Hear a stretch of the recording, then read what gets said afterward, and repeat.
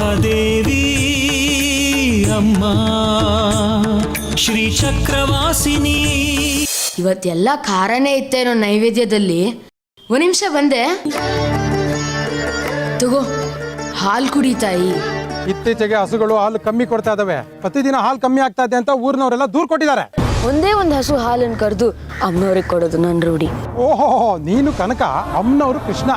ನೀನು ಕರೆದಿದ ತಕ್ಷಣನೇ ಅಮ್ಮನವರು ನಿನಗೋಸ್ಕರ ಓಡೋಡಿ ಬಂದು ದರ್ಶನ ಕೊಟ್ಬಿಡ್ತಾರೆ. ಹೇಯ್ ಕಟ್ಟಾಕ್ರೋ ಇನ್ನ.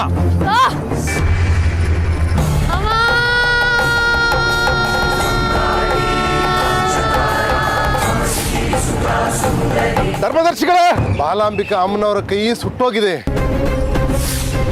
ನಡಿ ನೋಡೋಣ ಅದೇನಾಗಿದೆ. ಅಲ್ಲಿ ನೋಡಿ ಧರ್ಮದರ್ಶಿಗಳೇ. ಇದೆಲ್ಲ ಹೇಗಾಯ್ತು ಪೂಜಾರಪ್ಪ? ನಾನು ಮಾಮೂಲಿನಂತೆ ಮಹಾಮಂಗಳಾರತಿ ಮಾಡ್ತಾ ಇದ್ದೆ. ಇದ್ಕಿದಂಗೆ ಹೊಗೆ ಕಾಡ್ಸ್ಬಂತು. ಏನಾಗ್ತಿದೆ ಅಂತ ಹತ್ರ ಹೋಗಿ ನೋಡಿದ್ರೆ ಅಮ್ಮನವ್ರ ಎಡಗೈ ಮೇಲೆ ಸುಟ್ಟ ಕಾಣ್ತಾ ಇದೆ. ಅಮ್ಮ ತಾಯಿ ಬಾಲಾಂಬಿಕೆ, ನಮ್ಮಿಂದ ಏನಾದರೂ ಅಪಚಾರ ಆಗಿದ್ರೆ ನಮ್ಮನ್ನ ಕ್ಷಮಿಸ್ಬಿಡು ತಾಯಿ. ಹೀಗೆಲ್ಲ ನಿನಗೆ ನೀನೇ ಶಿಕ್ಷೆ ಕೊಟ್ಕೊಂಡು ನಮಗೆ ದಾರಿ ಕಾಣದೇ ಇರೋ ಥರ ಮಾಡಬೇಡ ತಾಯಿ.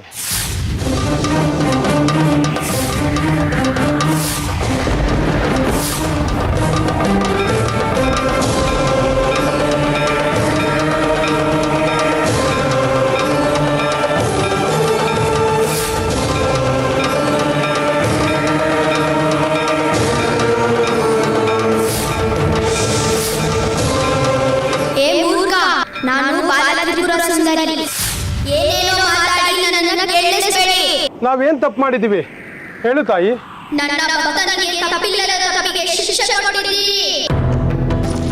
ನನ್ನ ಭಕ್ತ ಮುಕುಂದ ನಿಮ್ಮೂರಿನ ಹಸುಗಳನ್ನೆಲ್ಲ ನಿಷ್ಠೆಯಿಂದ ಕಾಯ್ತಾನೆ. ನಾನು ಅವನು ಕೊಟ್ಟಿದ್ದ ಹಾಲನ್ನ ಕುಡಿದಿದ್ದು ಸತ್ಯ. ಮುಕುಂದ ನಿಜ ಹೇಳಿದ್ರೆ ನೀವು ಯಾರು ನಂಬಲಿಲ್ಲ. ಅವನು ಹಾಲನ್ನ ಮಾರ್ಕೊಂಡು ಮೋಸ ಮಾಡಿದ್ದಾನೆ ಅಂತ ತೀರ್ಮಾನ ಮಾಡಿದ್ರಿ. ಅವನ ಕೈಗೆ ಬರೆ ಹಾಕಿದ್ರಿ. ಅವನು ನನ್ನ ಪರಮ ಭಕ್ತ. ಅದಕ್ಕೆ ಅವನಿಗೆ ಕೊಟ್ಟಿರೋ ಶಿಕ್ಷಣ ನಾನು ಅನುಭವಿಸ್ತಾ ಇದ್ದೀನಿ. ಹೋಗಿ ಮೊದಲ ಮುಕುಂದನನ್ನು ಕ್ಷಮೆ ಕೇಳಿ.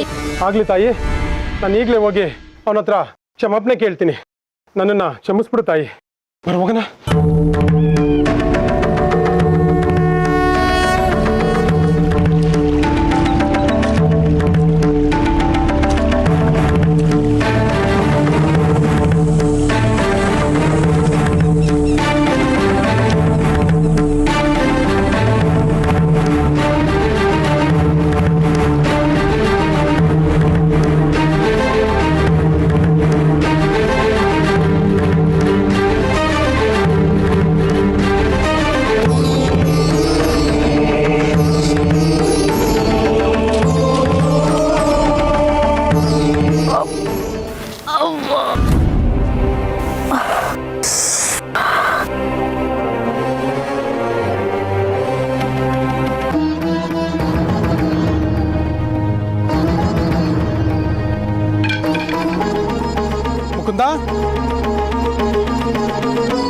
ನನಗಳೇ, ದಯವಿಟ್ಟು ನನ್ನ ನಂಬಿ.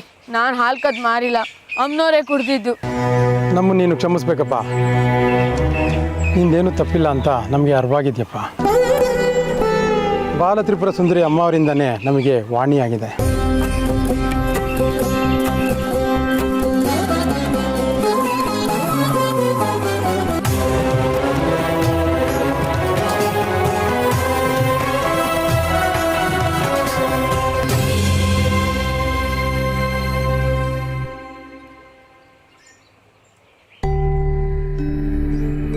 ದಯವಿಟ್ಟು ನಮ್ಮೂರಲ್ಲೇ ಇರಬೇಕಪ್ಪ ನೀನು.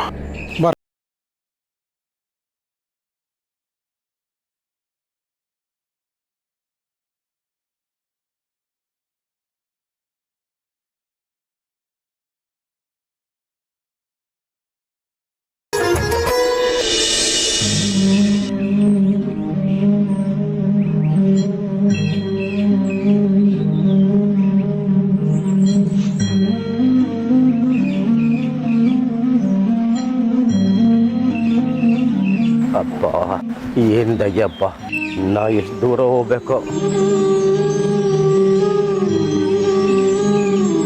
ಯಾಕ್ ತಾತ ಸುಸ್ತಾಯ್ತಾ?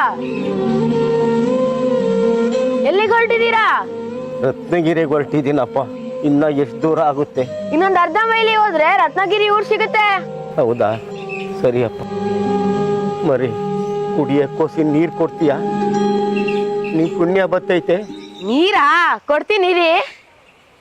ಆ ಶಿವ ನಿನ್ಗೆ ಒಳ್ಳೇದ್ ಮಾಡ್ಲಪ್ಪ. ಏನಂದ್ರಿ? ಒಳ್ಳೇದ್ ಮಾಡ್ಲಪ್ಪ ಅಂದೆ. ಅದಾದ್ಮೇಲೆ ಏನಂದ್ರಿ? ಆ ಪರಶಿವ ನಿನ್ಗೆ ಒಳ್ಳೇದ್ ಮಾಡ್ಲಿ ಇನ್ನಪ್ಪ. ನಿಮ್ಗೆ ನಾನ್ ನೀರ್ ಕೊಡಲ್ಲ, ಮುಂದಕ್ಕೆ ಹೋಗಿ. ಯಾಕಪ್ಪ? ನಾನೇನ್ ತಪ್ಪು ಮಾಡಿದೆ? ನೀವು ನಿಂತಿರೋದು ಶ್ರೀ ಬಾಲತ್ರಿಪುರ ಸುಂದರಿ ಅಮ್ಮನವರ ಸನ್ನಿಧಾನದಲ್ಲಿ.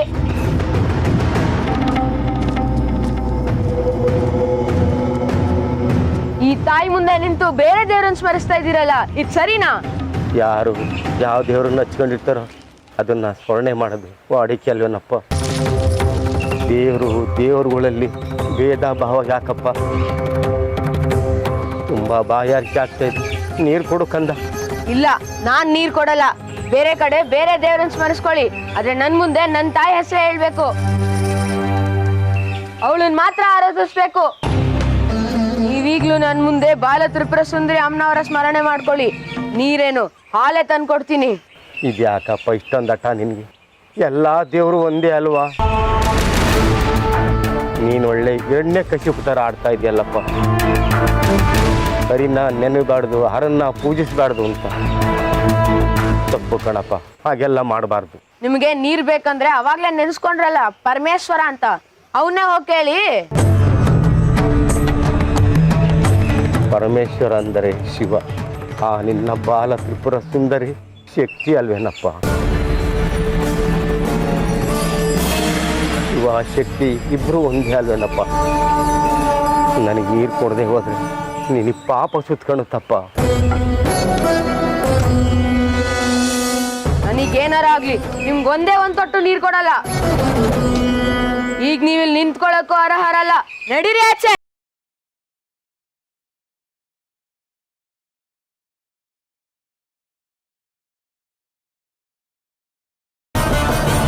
ಸರಿಯಪ್ಪ, ನೀನಿಷ್ಟು ಕಠಿಣವಾಗಿ ಹೇಳಿದ ಮೇಲೆ ನನಗೂ ಇಲ್ಲಿರೋಕ್ಕೆ ಆಸಕ್ತಿ ಇಲ್ಲ.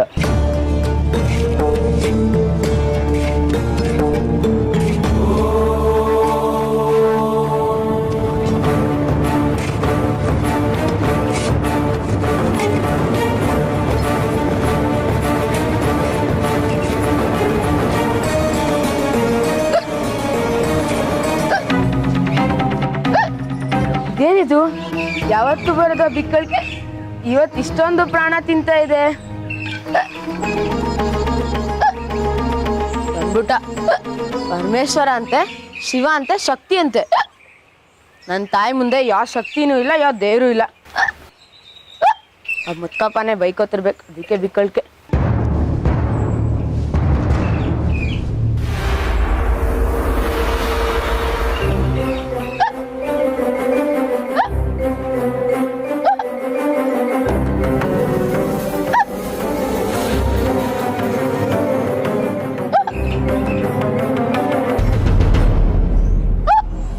ಇದೇನಿದು? ಇವಾಗ ತಾನೇ ನೀರಿತ್ತಲ್ಲ, ನೀರೇ ಕಾಣ್ತಾ ಇಲ್ವಲ್ಲ. ಕಲ್ಕೆ ಬೇರೆ ಜಾಸ್ತಿ ಆಗ್ತಾ ಇದೆ. ಅಲ್ಲೇ ಕುಡಿತೀನಿ.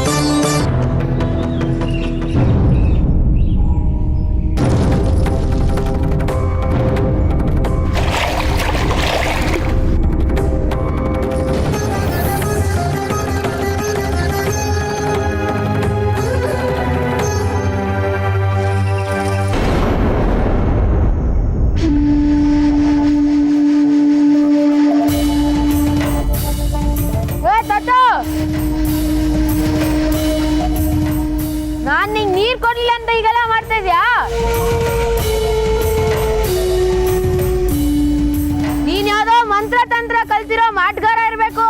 ಅಯ್ಯೋ ನಾನು ಯಾಕಪ್ಪ ಮಾಟ ಮಂತ್ರ ಮಾಡ್ಲಿ, ಇದೆಲ್ಲ ಶಿವನ್ ಲೀಲೆ. ಕಥಾ ಜಾಸ್ತಿ ಆಯ್ತು ನಿಂದು. ನಾನು ಅಲ್ಲಿ ಹೇಳಿದ್ದನ್ನೇ ಇಲ್ಲಿ ಹೇಳ್ತೀನಿ ಕೇಳು. ನನ್ನ ತಾಯಿ ಬಾಲ ತ್ರಿಪುರ ಸುಂದರಿ ಮುಂದೆ ಯಾವ ಶಕ್ತಿನೂ ಇಲ್ಲ, ಯಾವ ಪರಮೇಶ್ವರನೂ ಇಲ್ಲ.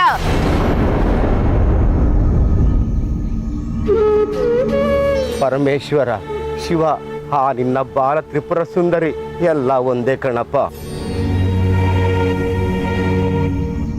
ಅದು ನಿನ್ಗೆ ಅರ್ಥ ಆಗ್ದಲೇ ದಡ್ಡ ಆಗ್ತಾ ಇದೆಯಾ? ಅಮ್ಮ ಬಾಲ ತ್ರಿಪುರ ಸುಂದರಿ, ನಿನ್ನ ಭಕ್ತನ ಮುಂದೆನೆ ಈ ತಾತ ಏನೇನೋ ಬಡಬಡಿಸ್ತಾ ಇದ್ದಾನೆ. ಇದನ್ನ ನೋಡ್ಕೊಂಡು ನೀ ಸುಮ್ಮನಿದೆಯಲ್ಲ ತಾಯಿ. ಇವನ್ ಯಾರೋ ದಾರಿ ಹೋಗೋಣ ಮುಂದೆ ನಿನ್ನ ಪರಮ ಭಕ್ತನ ಸೋಲಾಗ್ತಾ ಇದೆ ತಾಯಿ. ಇದನ್ನ ನೋಡ್ಕೊಂಡು ಸುಮ್ಮನಿರ್ತೀಯಾ?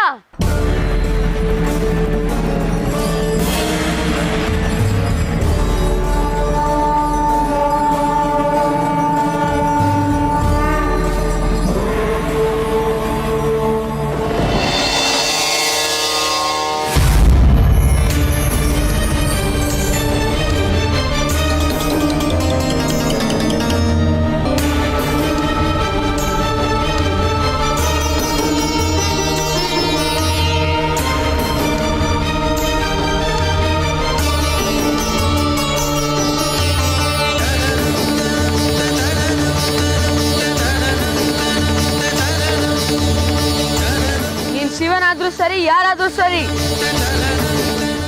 ನಾನ್ ಬಾಲ ತ್ರಿಪುರ ಸುಂದರಿ ಅಮ್ಮನವ್ರು ಬಿಟ್ಟು ಇನ್ಯಾರನ್ನ ಸ್ಮರಣೆ ಮಾಡಲ್ಲ.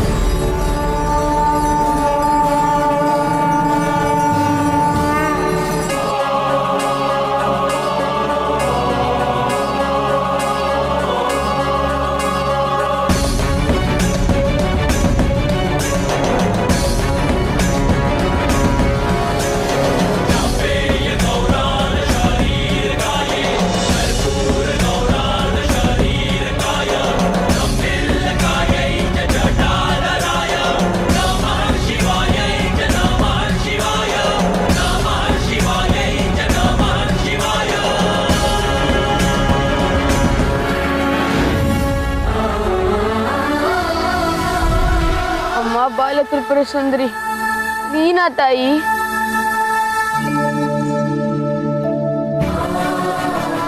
ನನಗೀಗ ಜ್ಞಾನೋದಯ ಆಯ್ತು ತಾಯಿ. ನೀನು ಸರ್ವಾಂತರ್ಯಾಮಿ. ಇಷ್ಟು ದಿನ ಶಕ್ತಿ ಮಾತ್ರ ದೇವ್ರು ಅಂತ ತಿಳ್ಕೊಂಡಿದ್ದೆ ತಾಯಿ.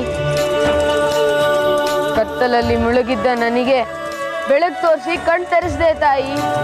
ಮುಕುಂದ, ನಿನ್ನ ಅಂಧಭಕ್ತಿಯ ಕಣ್ಣು ತೆರೆಸಲು, ಶಿವಶಕ್ತಿಗಳು ಒಂದೇ ಎಂದು ಅರ್ಥ ಮಾಡಿಸಲು ನಾನು ಈ ನಾಟಕವನ್ನು ಮಾಡಿದ್ದು. ಧನ್ಯನಾದೆ ತಾಯಿ, ಧನ್ಯನಾದೆ. ನನಗಿನ್ ಮುಂದೆ ಶಿವಶಕ್ತಿ ಪೂಜೆ ಮಾಡೋದಕ್ಕೆ ಅನುಗ್ರಹಿಸು ಸ್ವಾಮಿ. ಮುಕುಂದ, ಕಣ್ಣು ಮುಚ್ಚು.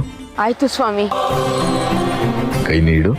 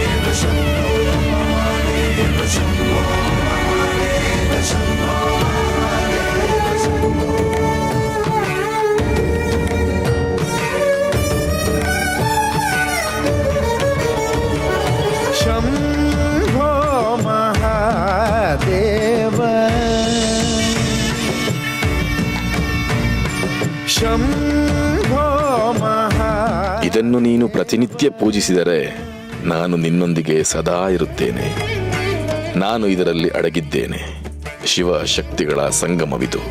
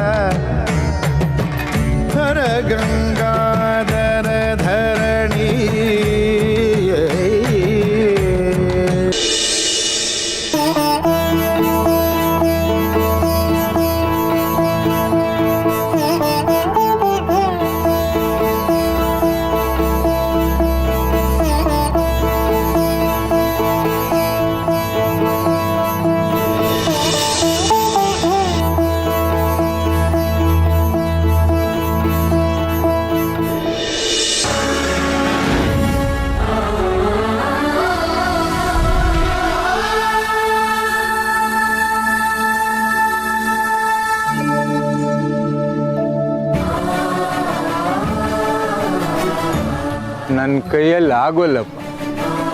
ನನಗೆ ವಯಸ್ಸಾಯಿತು. ನನ್ನನ್ನು ಜೀವಂತ ಸಮಾಧಿ ಮಾಡಿಬಿಡಿ.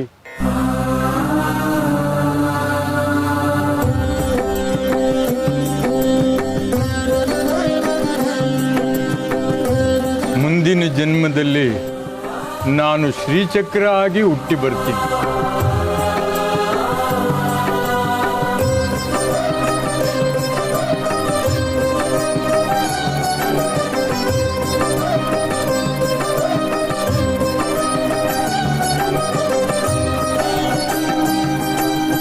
ಮುಂದಿನ ಜನ್ಮದಲ್ಲಿ ನಾನು ಶ್ರೀಚಕ್ರ ಆಗಿ ಹುಟ್ಟಿ ಬರ್ತೀನಿ.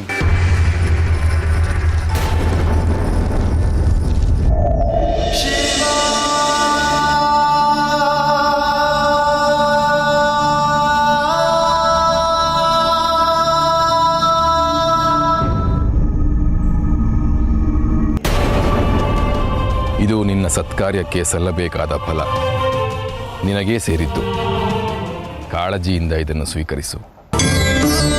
ಈಗ ತಾನೇ ಜಾಜಿಯಲ್ಲಿಂದ ತಗೊಂಡು ಹೋದ ಶ್ರೀಚಕ್ರವು ಅವಳ ಬುಟ್ಟಿಯಲ್ಲಿ ಹಣ್ಣಾಗಿ ಮಾರ್ಪಾಡಾಗುತ್ತದೆ.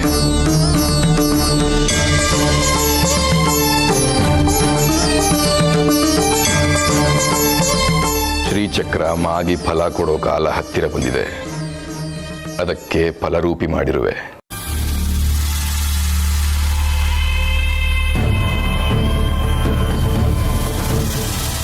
ಕೊಳೆತು ನಶಿಸಿ ಹೋಗುವ ಹಣ್ಣಲ್ಲ ತ್ರಿಪುರ ಸುಂದರಿ. ಅದು ಹಣ್ಣಿನೊಳಗೊಂದು ಬೀಜವಿದೆ. ಬೀಜರೂಪಿ ಶ್ರೀಚಕ್ರ ಮತ್ತೊಂದು ಸ್ವರೂಪಕ್ಕೆ ಬದಲಾಗುವ ಪರ್ವಕಾಲವಿದು.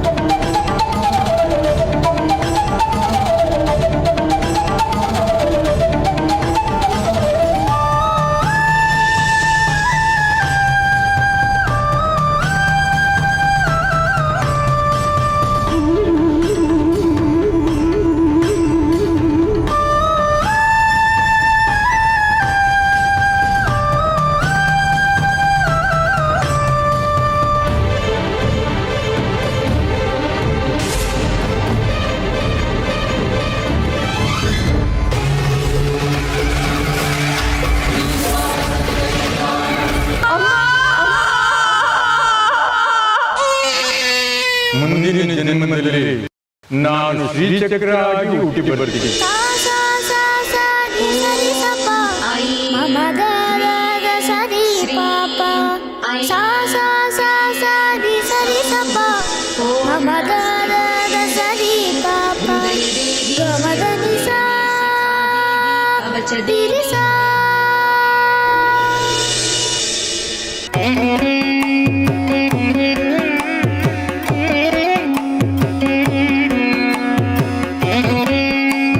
ಹೀಗೆ ಮುಕುಂದ ಸ್ವಾಮಿಯವರು ಜೀವ ಸಮಾಧಿಯಾದ ಮೇಲೆ ಅವರ ಶಿಷ್ಯರೆಲ್ಲರೂ ಅವರು ಹೇಳಿದಂತೆ ಸ್ವರ್ಣಲಿಂಗವನ್ನ ಅವರ ಸಮಾಧಿ ಮೇಲೆ ಇಟ್ಟು ಪೂಜೆಯನ್ನ ಮುಂದುವರಿಸುತ್ತಿದ್ದಾರೆ.